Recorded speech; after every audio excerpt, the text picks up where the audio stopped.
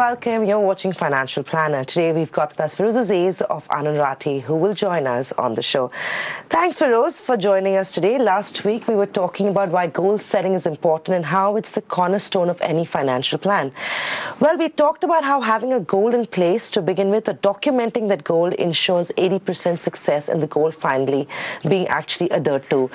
What I want to talk about today is once you've got a goal put down, documented, what needs to be done to ensure that you actually meet success and that goal is finally achieved in due time? Absolutely. I think having a goal becomes a good start point, but that requires a very good strategy to enhance the chances of meeting the goal. And so the strategy which will help you meet your goal will have different elements. Right. Like anything, any strategy has different elements. So does a financial planning strategy has a lot of elements. Right. And the most important element of that is going to be your asset allocation. Right. Okay.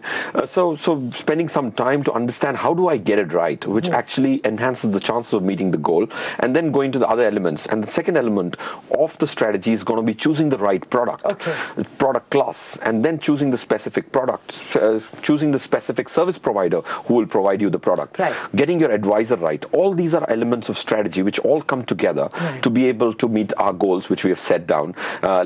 Made sure that we are going to adhere to our commitments to the goal by making investments on a regular basis, and then comes the strategy. Right, just to simplify this for our viewers, right? So step one is determine that you need a financial plan. Step two is take a weekend out, put your goals down. Step three is determine the vehicles or the strategy, like you said, to achieve these goals. We talked about how asset allocation is one of the most important attributes of any financial plan, for whatever it's worth. In layman language, when you talk about asset allocation, equity, debt, real estate, gold are the big sort of assets that most investors would look at while they create this financial plan. So let's start with, of course, we'll go into depth of understanding why equities, why debt, why real estate. But you talked about how determining your asset allocation is most important. How does one determine asset allocation? How does one determine what strategy? Yes, of course, the easiest solution to that is get a financial advisor. But if you don't have a financial advisor, what's your starting point? See, first, before even we get into asset allocation, understanding what are the primary assets available to a person and understanding what is asset allocation. It is nothing but a process of allocating your money, your pie, to different asset classes. Right. Asset classes are anything which you invest your money in and expect something in return. See, buying yourself clothes is not an asset because you don't expect anything to come back to you at the time when you sell them or you have to discard them. So buying a house is an asset. Buying stocks is an asset. So asset allocation is nothing but dividing your pie of money wisely in different assets and not getting distracted with so many other assets, and understanding the core assets is the most important first thing. And in selection of these assets, it's not as a one plan fits all, right? For some people, having more exposure to an X asset class might be higher than for another person like you or me. Absolutely, absolutely. One size fits all doesn't work in this. Right. Getting your asset allocation right, which is relevant to your goals, relevant to your risk appetite, relevant to the contemporary situation and what is happening to those assets. Getting all these three elements together and getting to your asset allocation, which will definitely be different for you and for me and for another person, is very important, and it's customized. And asset allocation also evolves as you go down your chain in terms of getting wealthier, getting older, having more goals that come into your list, right? Absolutely. These are other variables, like you rightly mentioned. Which stage of life are you in? Are you earning more? How many more years do you have? So there will be variables which will keep the asset allocation dynamic. We need to have optimal management to asset allocation, not over management, not under management. Predetermining how frequently we're going to revisit your asset allocation is also an important element of monitoring the strategy. Because more often than not, you'll always overhear people talking about what stock to buy, what mutual fund is looking good. Is a Birla Sun Life better than an HDFC large cap or a X small cap fund better? Very rarely do I ever hear people saying, should I buy into an equity mutual fund, or should I buy into a debt mutual fund, or should I buy a home? And I mean, your research clearly indicates that selecting the right asset is what actually helps meet those goals. It's not about what asset you bought. Absolutely, Savina. I think you've hit the nail on the head. most people actually try and end up asking you questions which are not going to determine the fate of their money largely. Asset allocation, choosing the right asset is very, very important. There are several studies done. If you highlight one of them, where this was on trillions of dollars of money across 85 pension funds, trying to figure out what determined the fate of these and what set them apart. 93% of the fate of one's money depends on getting the asset right. Only about 5 to 6% of the fate of this money investment will depend on getting the product right, and just 2-3% is going to be determined by did you get your timing right or wrong in the long run. But on the contrary, people end up spending maximum amount of time on product selection and timing. So please spend maximum time on getting the asset allocation right. You've got your strategy more or less perfect if you've got that right. Apart from product, I think the other aspect people do spend a lot of time is timing the market. More often than not, you'll hear fund managers say, don't time the market. Even experts can't time it. And I think in retrospect, when one looks at an investment made, very rarely do we remember what the Nifty was when an X stock was purchased, right? Again, way too much importance is given to this. And I'm going to ask you, because it's very contextual right now, with regard to equity markets, we're close to levels of 10,000 on the screen. Right. Most people would be paranoid to get into the market at this point of time. But at the same time, at 9,000, they were anticipating a correction. So you've missed the boat. How does this miss the boat concept work out when you talk about timing this market? Because there's nothing like missing the boat, right, in the long term? Absolutely. I think you've again said it right, that people end up spending too much time on timing. And that's not a very good thing to do. So I have 3 points to make. The point 1 is to make sure that if you spend more time in the market, for a long-term investor, it has been very clearly seen that even if you got a 10% better entry, and if you're a 10-year investor, your returns per annum are hardly going to be any different. So if you're going to wait for a 10% fall, and that like what's happened at 9,000 people waiting on the sidelines to enter, and they don't enter, they miss 10%, and then they're out for good because they're going to be living in a denial that it'll come back down. And so you've missed your investment opportunity for a long period of time. So timing can be futile, and it'll not be relevant for a long-term investment. So most important is selecting the asset class as opposed to product selection or timing the markets. Like, in fact, you say this often, right? It's time in the market, not timing the market. But Feroz, very quickly, give me the benefits and significance of asset allocation. Significance we've already talked about, but what are the other benefits of asset allocation? And also, we've concluded that it helps you achieve your goal. But does it make the process of achieving a goal also more pleasurable and easier? Absolutely. See, what happens is, one is it enhances the chance of meeting the goal, which is an end point. But investments or money management is a journey, and it's not an end. It's more of a journey. So if you look at the journey will be far more smoother because your risks come down, because you have different assets performing differently at different points in time. So if you have different assets in your portfolio, you're not dependent on a single asset, and hence the risk comes down significantly. Makes sure that the rough edges of this journey get evened out. Point 2, your return which you're expecting, not just risk, is also now being shouldered by 3-4 assets. Now, for example, what are the assets? Real estate and equity are the risky assets. Right. Gold and deposits and debt funds are the safe assets. Everything else, to my mind, from a personal finance perspective, is a distraction. Commodities, all that, from a personal finance perspective. So you have 4 assets. Now you have all the 4 assets working for you at different points in time to get your goals met. And you're not just putting the responsibility of meeting the goals on one asset's shoulder. So that's the second merit. The third merit is further brings down the relevance of timing and helps you sail through the market turbulence far more smoothly than you would.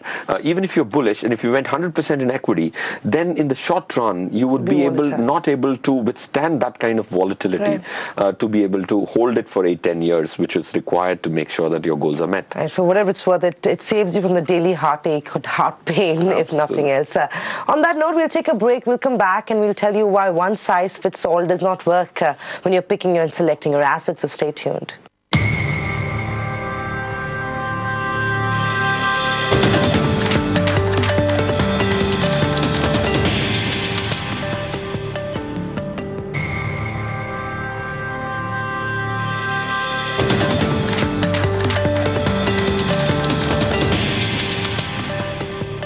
Welcome back. back. You're watching Financial Plan, and we're talking about the significance and importance of asset allocation in achieving your goals that are part of your financial plan. Firoz, in the previous segment, we talked about the importance of having an asset allocation, a sound asset allocation system. Of course, it makes the journey a lot more pleasurable, helps you achieve your goals in the stipulated timeline that you've set out for yourself.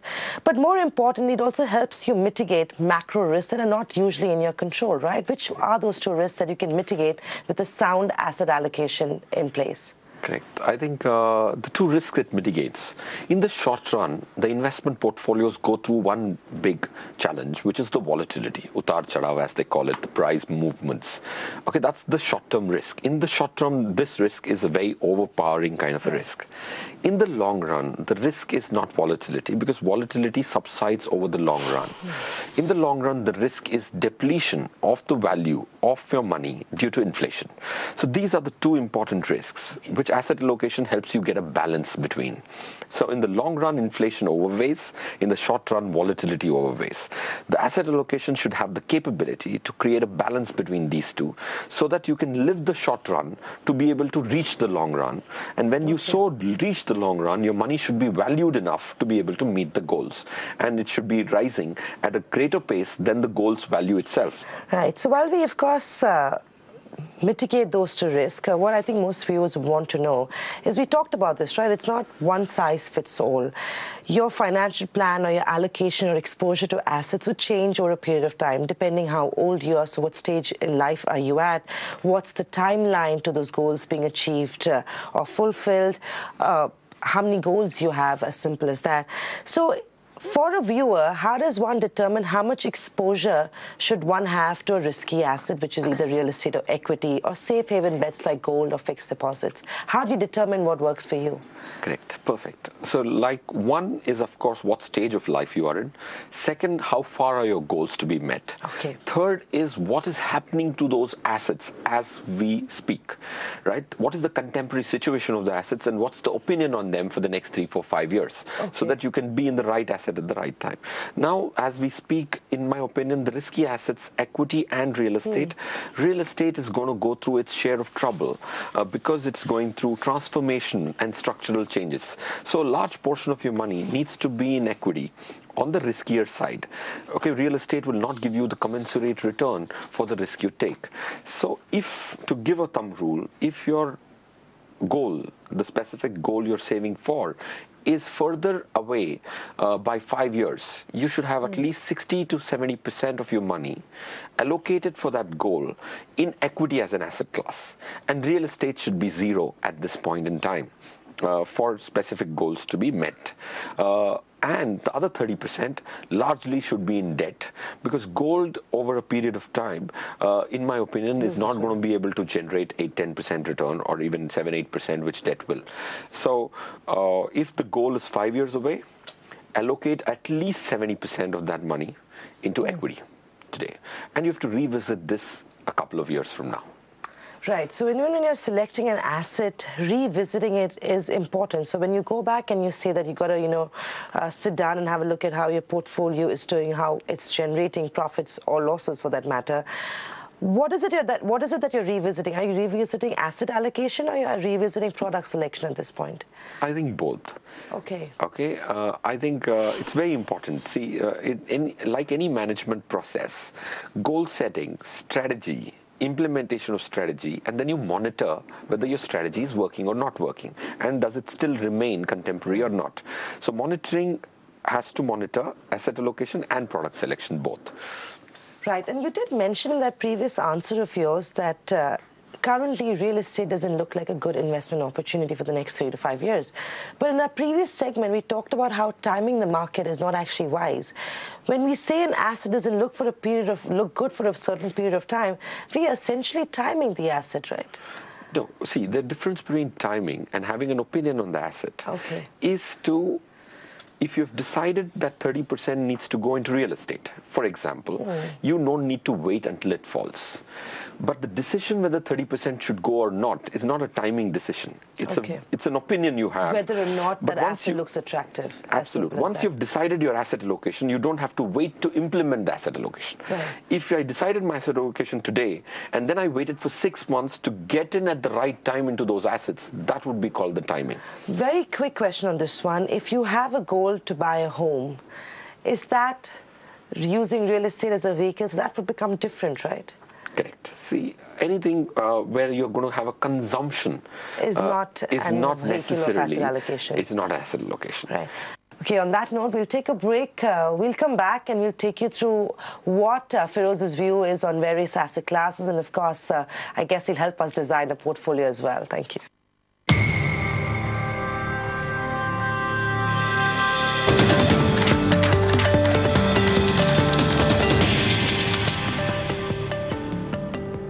Welcome back. You're watching Financial Planner. We'll now talk about various assets and, of course, what the pros and cons of those assets are. Firoz, in the previous segment, we talked about high-risk assets such as real estate and equity. We talked about low-risk or safe-haven assets such as debt and fixed deposits and gold. Let's take this one at a time. Let's talk about equity now. We won't go into mutual funds or direct equity, but help me understand what the key features of equities are. So what the pros are, what the cons are, and why equity is even a great investment opportunity or a vehicle for investors to create wealth. Correct. See, equity as an asset class has delivered very good tax-efficient returns. Now, at the stage we are at, of course, we are at peaks from an absolute perspective, 9,800, 10,000 kind of, close to 10,000 kind of levels. Optically, look at the peak. It looks like a peak. But if you look at the last 10 years return of equity, Nifty has delivered about 8.5% return only. But the long-term averages of 30 years is upwards of 15%. See, before you enter any asset class or create an opinion on it, you need to know what's already behind us. So only 8.5% return actually makes me believe that the next 10 years can't not be better, because 10 years is a long period. The second most important thing is liquidity is going to be driving this capital markets in the next few years. Global and also domestic liquidity. Because today, only 4% of Indians participate in mutual fund industry. Right? There's a lot of money being spent on SEBI's instruction by asset management companies to create awareness. So if like in the US, almost 75 to 80% of the population uses mutual fund as a vehicle. India, there's just about 4%. Now that's expected to go up. So there's going to be a lot of liquidity infusion from an equity perspective. The third most important point is corporates' earnings have not gone up, but they seem to be actually taking a turn now. So looking at all these three important variables which will actually propel a bull run, I think in the next couple of years we see a bull run happening in that space. So equity is a good asset class. You get tax efficiency of zero tax rates after a year. You can't miss out on such kind of benefits given to propel investments in equity. Firoz, you're not a fan of real estate currently. We have heard of a lot of stories where people have created enormous amount of wealth by just simply sitting on real estate or inheriting real estate from their forefathers. The future of real estate is not as glorious as the past, is it? Absolutely, it's not. We've been negative for the last 2.5 years on real estate, because it's writing on the wall that the industry is going through a structural change. What are the structural changes? See, if you look at, it was propelled by a lot of cash economy.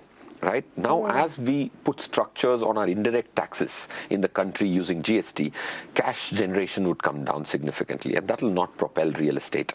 Second point is the supply is immense. In 6 cities of Mumbai, of India, there are 830,000 apartments still to be sold, already ready to be occupied. Now, that kind of supply and basic economics tells you that if the supply is high, creating a price rise is going to be uphill task. And rental yields are only on the fall, so that's clear evidence that it might not be too wise to look at real estate as an investment. But just for the sake of our viewers, real estate for consumption is still not part of this discussion, right? Correct. But if anybody wants to buy a home, it's very, very good news for him, because real estate is going to be subject to a regulation called RERA, right? That is going to bring in a huge power, bargaining power to the consumer to be able to buy houses and not get shortchanged on several things which this community was taking advantage of lower mathematical acumen of the population. So unless it's for consumption, avoid using real estate to generate and create long-term wealth. Gold, I want to talk about. We as Indians, largest consumer of gold. We're not the richest country just yet, even though we have huge gold reserves. What's the take on gold? I don't think you're very convinced about using gold as an investment idea. Correct. See, gold is definitely a hedge to your rupee depreciation, because if you buy gold, you automatically buy a foreign currency, which is dollar. So that's the only merit it has. And the outlook on the rupee is positive as we speak right now. So I guess that gets negated too, right? Correct. Yeah. So gold, I think as we progress and the global growth comes back, the demand for gold automatically drops. And gold has not still been able to find a consumption other than jewelry, right? So there is no consumption to it. So I personally think that gold is only asset class which for 24 years, from 1979 till 2003, gave negative returns in dollar terms. Okay. But in rupee terms, because the rupee kept depreciating, the rupee value of it has always seemed pretty. But in dollar terms, it fell from 800 odd dollars an ounce, and it took 24 years to come back to that level. And I think we should stay away from it going forward as well. I think another very important asset class is debt, and I think most of us are exposed to debt in some way or the other. So be it through a fixed deposit with a bank, be it through government security, be it through a debt mutual fund. Debt is advisable on any and every portfolio, at least if you're looking at a short-term investment, right? Absolutely. Debt is certainly going to be one of the anchors which will bring stability to your portfolio.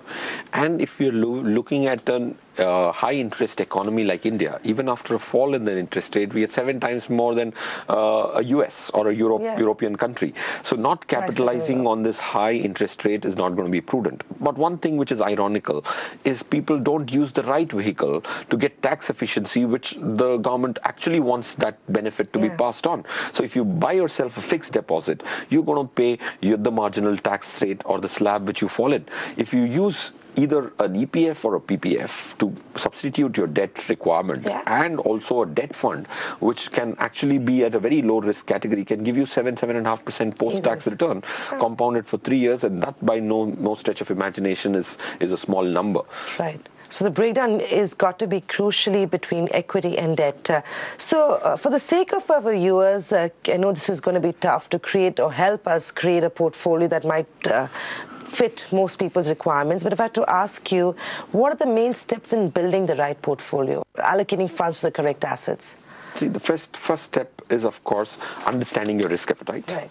Understanding whether you are a person and emotionally strong enough to see the price of the portfolio moving up and down. Right.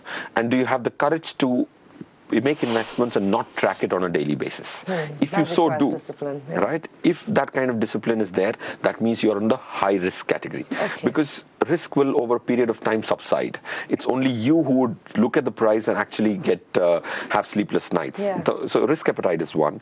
And if your goals are upwards of 5 years away, now generally you have the long-term goals where retirement comes into a picture, and the medium-term goals where marriages and buying assets would be. For medium-term goals, I think 70% in equity. On the long-term side, retirement side, if you are a medium to high risk kind of an individual, putting 90% of your money into equity is the only way you will be able to retire rich. These are for goals which are beyond 5 years. This is beyond 10 years. For high risk, and if you're 10 years.